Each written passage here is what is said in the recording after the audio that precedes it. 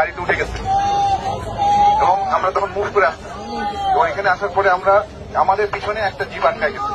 কারণ জিপের সামনে আপনার হচ্ছে মোটামুটি 100 জনের মতো পুলিশ তখন আমার জিপের ইয়েতে চলে আসছে।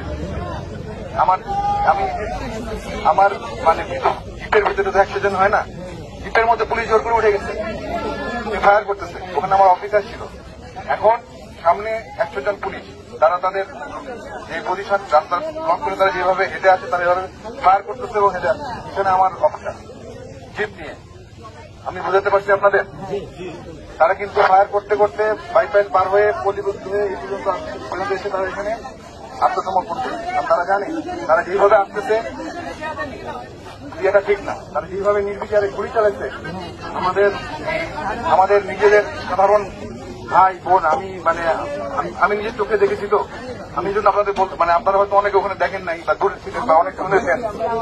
আমি যখন ওখানে গেছি আমি দেখছি আমাদের লোকজনের গায়ে যে গুলি লাগছে তারা এসে দেখাচ্ছে এবং এটা শুধুমাত্র যে আপনার দিয়ে বুলেট ফায়ার করে তা না, তারা এখানে মারণাস্ত্র হিসেবেও এটাকে ব্যবহার করেছে। তারা এখন এসে এখানে ঢুকে গেছে, আমার গাড়ি নিয়ে এখানে এসে ঢুকে গেছে। এখন আপনারা আমাকে একটা জিনিস বলেন, তাদেরকে এখানে ঢোকানোর পরে নিরস্ত্র করা হয়েছে, তাদেরকে গ্রেফতার করা হয়েছে। এখন তাদের নথিপত্র, নাম, কি কোন দায়িত্ব, এই সকল জিনিসপত্র ডকুমেন্টেশন করা হবে। তাদেরকে কিন্তু প্রথম কথা তাদেরকে গ্রেফতার করা হয়েছে, এটা কি ক্লিয়ার আপনারা? আমাদের ডিভিশনের জিওসি মহোদয় বলেছেন তাদের উপযুক্ত বিচার হবে।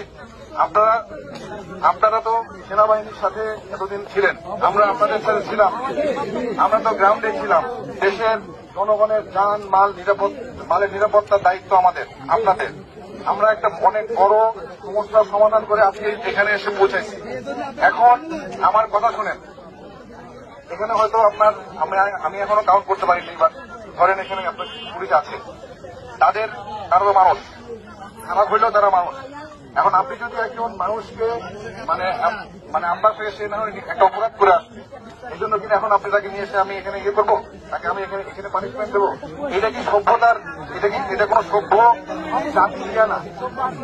1, 2, আমাদের কিন্তু এখানে এনশিওর করা হবে যে তারা বিচারের আওতায় আসতেছে এবং তারা যা করছে এটার তদন্ত অবশ্যই হবে। কারণ আমি নিজেও দেখেছি কি হয়েছে।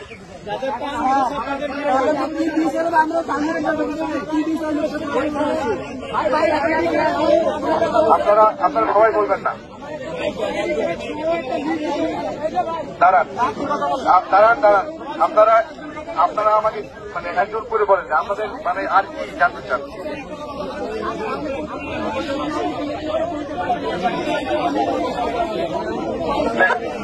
পুলিশের